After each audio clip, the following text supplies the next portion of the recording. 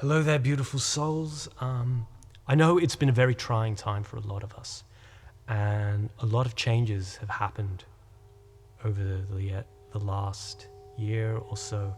And I think that maybe it's time that I sort of share some of the reflections that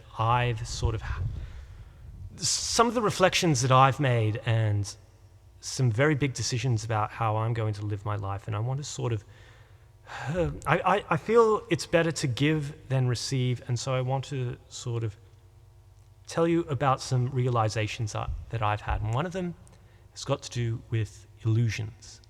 And it's very tempting and easy to stay with the illusions that you already have in your life.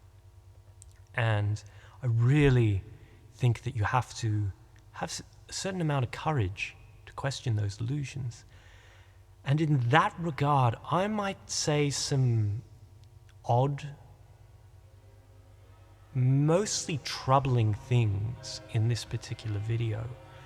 And it's very important that you keep an open mind, open ears, and if I say something that doesn't quite sound like it makes sense, well then, don't immediately dismiss it.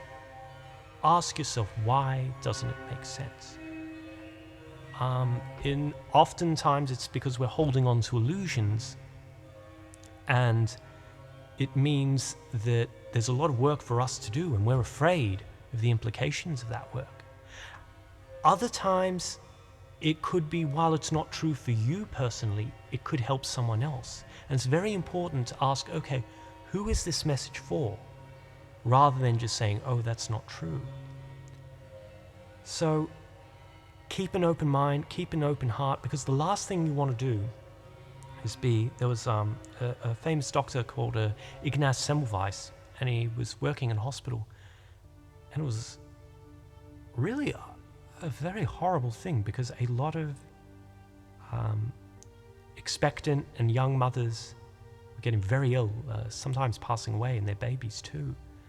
And he tried to understand the reason that this horrible tragedy kept happening. And he figured out it was because the doctors were coming from other parts of the hospital, and they were vectors for diseases.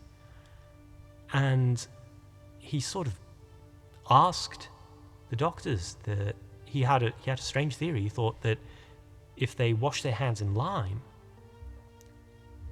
it would stop the disease spreading.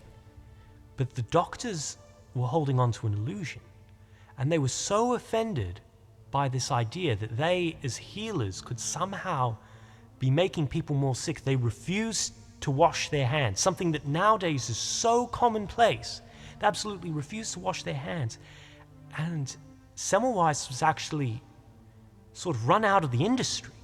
He was forced out of the hospital, and it was only until the end of his life that he was actually vindicated. And so that's why it's really important not to dismiss the things that I say. And the first thing I want to say is that, and I understand it's really hard, especially nowadays, often that happens is we have so many problems in our life, and we want, we have so many problems in our life, and we're so worried, and we feel so overwhelmed and anxious about our career, about our relationships, about our family and friends, and, our health, both our mental health and our physical health, although the two are, of course, intertwined. And sometimes we give up. We feel so overwhelmed that we give up, and we think there is nothing that we can do. And that's not always true. And a really important thing is to just stop and think about what is one little problem that you can solve. It doesn't have to be the biggest problem in your life, although obviously if you can solve the biggest problem in your life, that's one big step. But if you can just solve a little problem, because it'll give you more confidence, it will be one less thing you need to worry about. And I like to think of the pyramids of Giza. The Great Pyramid of Giza has stood for over 4,000 years. It was originally made, I think, of 2.6 million blocks. These big, I think they're limestone blocks, and there's 2.6 million of them. And a lot of people, say that, they were built with amazing technology, and they were, built by aliens and stuff. But they weren't. They were built with human hands and human wits like yours and mine. And it all started with one single block. And then one block became 2, and 2 became 2.6 million. And it's really important to remember this, because the pyramid is triangular shape, and the triangle is the strongest shape. And you need to start thinking about what are the pyramids you're building in your life. And another way to kind of consider this is to sort of take stock of your commitments, because even if you make a commitment to someone else, let's say through a meaningful relationship or a business deal, not that you should be chasing money, but it is, of course, an important, you need to eat and pay rent, but the most important commitments are the commitments you make to yourself. And you have to look through your commitments, because each one is a promise about the person you're going to be in future. For example, if you get a gym membership, then you're promising yourself that you're going to be a healthier person. And that's great. But sometimes we make commitments that aren't necessarily in our best interest. And we need to think about, what are our values? What do we value? What is important to me? And then we need to look at our commitments and say, okay, well, are these the commitments that I want to make? Are these the commitments that are in line with the person I want to be? And sometimes there's something because, it seemed like a good idea, or my friend did, and that's something called a mimetic rivalry. Mimetic rivalry is a very dangerous thing, because as you start building your pyramid, you solve one problem, you make one commitment, and you solve another problem, and make another commitment, and you start building this pyramid of the person that you want to be. And it's not a commitment to anyone but yourself, and living with purpose within your values. And as you start building this pyramid, a lot of people are going to be literally and figuratively looking up at you. But when people start looking up at you, then start people becoming jealous of you. And when people start getting jealous of you, they'll try and drag you off your pyramid. They'll try and stop you building your pyramid. And Elon Musk didn't listen to people who tried to do that, but there's one guy who he really got me started to think about my place in the world and everything. Because he was at a point in his life where people started saying he was a bit of a creep, and his girlfriend left him because she thought that he was selfish, self-serving, and worst of all, he wasn't even going anywhere. He had no progress in his life, and his girlfriend left him, and he thought, what else do I have? People think I'm a creep. I've got no girlfriend now, no prospects in my career. She's right, I'm worthless. And then he decided no. And he started building his pyramid. One by one, he did some pretty drastic things. And he made a lot of impact on a lot of people's lives. And it wasn't even just the people that he met, because the beautiful thing about the world is that there's a lot of love in the world if you look for it. And there's a lot of connections. And, the choices he was making, it wasn't just influencing the people he met, it was influencing their families. People he would never even met. The impact that he had, and by extension you might have, was just so great. It was just so great, and he ended up becoming a really famous celebrity.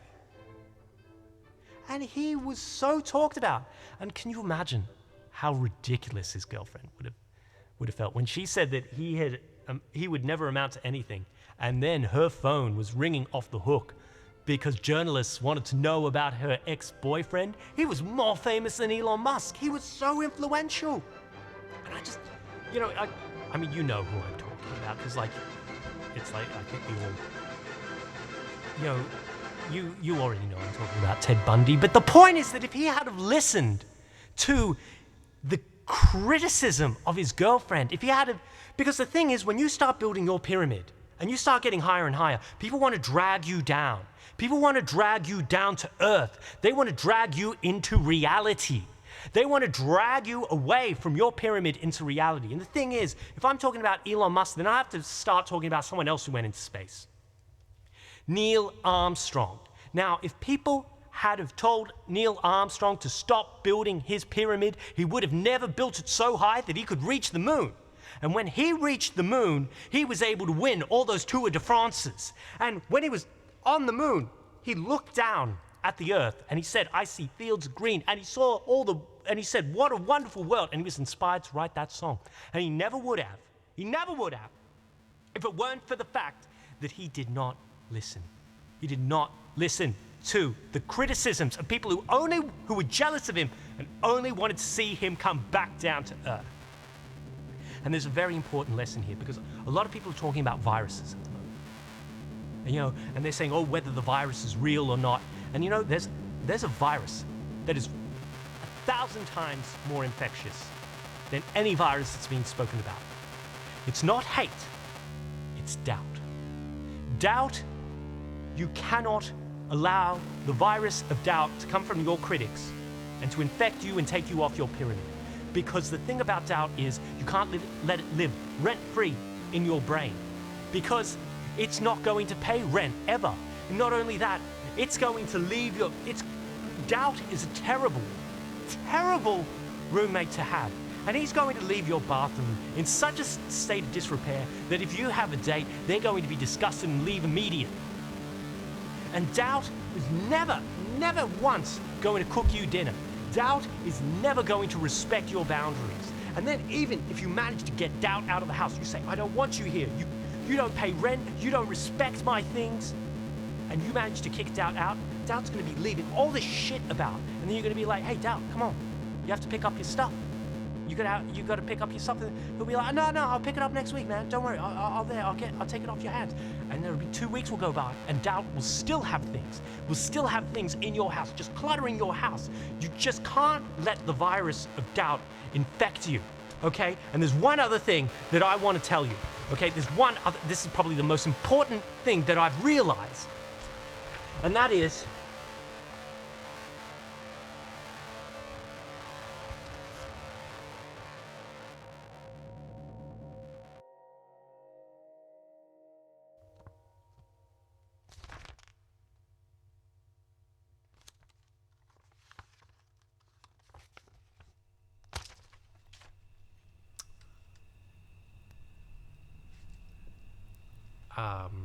I guess the most important thing is to build your pyramid on a foundation of stone, because it's very easy to be bought into the sort of rhetoric of, I've really made a pig's breakfast of this, haven't I? It's really easy to be bought into the rhetoric of self-help gurus. You have to remember that they're not in the industry of telling you how to solve specific problems.